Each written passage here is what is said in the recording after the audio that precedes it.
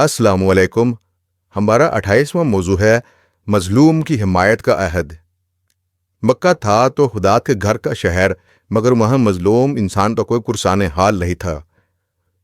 خدا کے گھر کی چار دیواری کے علاوہ مجبور اور مظلوم کہیں جاگر دستک نہ دے سکتا تھا۔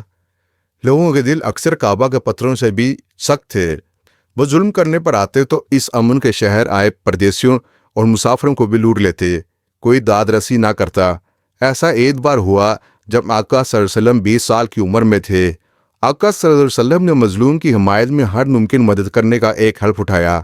ابھی جنگ فجار کو ختم ہوئے 1.5-2 مہینے ہی ہوئے تھے کہ مکہ سے بہت دور یمن کے ایک قصبے زبید کا ایک تاجر مکہ میں تجارت کے غرض سے آیا۔ قریش کے ایک معزز شمسی گھرانے کے امیر زادے عمرو بن عاص کے والد عاص بن وائل نے، جو عبد الشمس کا پوتا تھا، اس نے زبیدی یمنی مسافر کا مال و اسباب رکھ لیا، قیمت ادا نہ کی۔ وہ مسافر بڑا تڑپا، گر گرایا، مگر اس کی نہ سنی گئی۔ وہ اپنی تاج رسی کے لیے قریش کے کئی معزز قبیلوں کے سرداروں کے پاس گیا، کسی نے توجہ نہ دی۔ ان قریشی قبائل میں بنو عبدالدار، بنو مخزوم، بنو جمحہ، بنو سہم اور بنو عدی تھے۔ کسی نے اس کی نہ سنی، کسی کو ترس نہ آیا۔ آخر میں زبیدی مسافر خانہ کعبہ کے پاس اونچے پہاڑ جبل ابو قبیس پر چڑھ کے کعبہ میں موجود تمام لوگوں سے انتہائی مؤثر دلگی شاعرانہ انداز میں اپنا دکھ سنانے لگا۔ اس نے کمال ہنرمندی سے اپنی کہانی کہی۔ اس کی دکھی آنکھوں میں جمے آنسو بلبلائے اور وہ بولا، اپنے دور وطن سے مکے میں کعبہ کی حرمت کے صدقے اسے امن کی دھرتی سمجھ کے تجارت کا ایک سفر کیا، کھرا مال دیا۔ مال لینے والا بھی اسی حرم کے پاسداروں میں سے ایک ہے۔ طے شدہ قیمت دی اس محترم قوم کے غیر محترم بندے نے ادا نہ کی۔ اس مسافر نے کہا، اے حرم کعبہ کے پاسداروں، کچھ حرم کی عزت کا پاس کرو۔ اب میں اپنی فریاد لے کر کہاں جاؤں؟ اے اہل قریش، بے سہارا مظلوم کی مدد کرو، انصاف دو۔ بے شک مکہ کا بیت اللہ بے گناہوں اور بے سہاروں کا محافظ اور بدکاروں کا دشمن ہے۔ مکہ نے لوگوں کے توان کھڑے ہو گئے۔ حرم کعبہ میں مظلوم کی یہ پکار سنی تو ان کے دنوں کی دھڑکن تیز ہو گئی۔ سب چپ تھے، شرمندہ۔ آقا صلی اللہ علیہ وسلم کے والد سیدنا عبداللہ کی ماں جائے سگے بھائی زبیر بن عبد المطلب اس فریاد کو سن کے اٹھ کھڑے ہوئے۔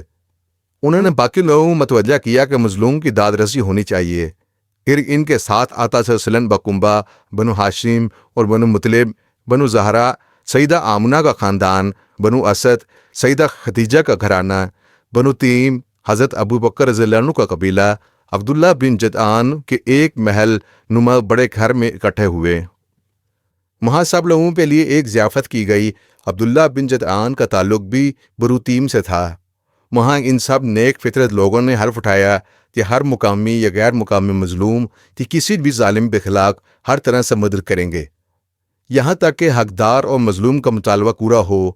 یہ معاہدہ ابد بعد تک قائم رہے گا، نسل در نسل یہ ہم سب پر واجب رہے گا، جب تک سمندر میں پانی ہے اور مکہ کے پہاڑ کھڑے ہیں۔ مظلوم کی حمایت کا یہ وعدہ، یہ معاہدہ قائم رہے گا۔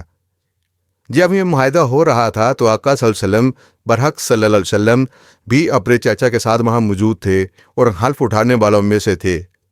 آنے والے دنوں میں وہ اس معاہدے کا بہت احترام اور محبت سے یاد کرتے تھے اور کہا کرتے تھے کہ اس معاہدے کے بدلے اگر انہیں 100 سرخ اونٹ بھی پیش کیے جائیں تو وہ اسے نہ توڑیں گے، اور جو بھی مظلوم مقامی یا غیر مقامی مدد کے لیے نہ پکارے گا وہ لبیک کہیں گے۔ ابد الآباد تک یہ معاہدہ قائم ہے، قائم رہے گا۔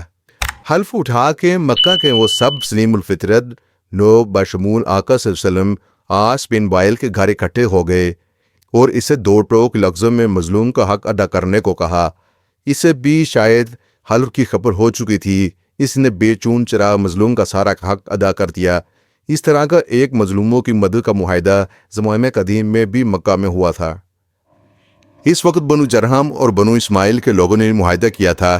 اس معاہدے کے بانی ابن اسحاق کے مطابق 3 معزز لوگوں کے ناموں میں 3 نام مشترک تھے: فضل بن مزاعلہ، فضل بن وداع اور فضل بن حارث۔ سہیل لکھتے ہیں ان کا نام فضل بن شراح، فضل بن وضاع اور فضل بن فضاء تھا۔ کہتے ہیں چونکہ قدیمی عہد نامے کو 3 فضل نامی لوگوں کی سرپرستی حاصل تھی، اس لیے اسے حلف الفضول کہا گیا۔ ویسے بھی یہ معاہدہ فضل اور رحمت کا ہے۔ ہر مظلوم کے لیے کسی بھی ظالم کے خلاف مدد حاصل کرنا مقصود تھا۔ یہ ایک عظیم و شان معاہدہ تھا جو دنیا میں مظلوموں کی حمایت میں ہر ظالم سے انصاف حاصل کرنے کا حلفیہ معاہدہ تھا۔ ہماری زبان اردو کے تدین سرپنجوں نے نہ جانے کیوں فضل اور رحمت کی جمع فضول کو اپنی لغت میں بیکار اور لغو کا معنی دے کے رحمت اور برکات کا چہرہ بگاڑ دیا۔ یہ لسانی اور علمی غلطی ہے کہ فضل اور کرم کو ہم نے فضول کہہ کر رد کر دیا ہے۔ حلف الفضول پہ قسمیں اٹھانے والے سب عظیم لوگ آج بھی ہر مظلوم کی دادرسی کے لیے پہنچ نکار پہ اٹھائے ہوئے ہیں۔ انہی میں آقا سید البشر بھی ہیں جن کی عظمت اور رسائی پہ وقت کی کسی حد کی کوئی قید ہی نہیں۔ یہ حلف، یہ معاہدہ آج بھی قائم ہے کیونکہ سمندروں میں ابھی پانی ہے اور مکے کے وہ پہاڑ اسی آبرو اور تمکنت سے آج بھی کھڑے ہیں جو اس معاہدے کے گواہ ہیں، اور اللہ بھی ان سب پہ شاہد ہے۔ کسی مظلوم کو شک ہو تو ایک بار آواز دے کر دیکھ لے، پکار لے آقا صلی اللہ علیہ وسلم کو، اس معاہدے کو یاد کرا کے کوئی بھی ظالم ہو، کسی بھی گھمنڈ میں ہو، وہ اپنا انجام سوچ لے۔ ہر مظلوم مقامی یا غیر مقامی کی ایک پکار کے فیصلے پہ آقا صلی اللہ علیہ وسلم کی مدد موجود ہے۔ کوئی مظلوم آزما لے۔ بہت شکریہ۔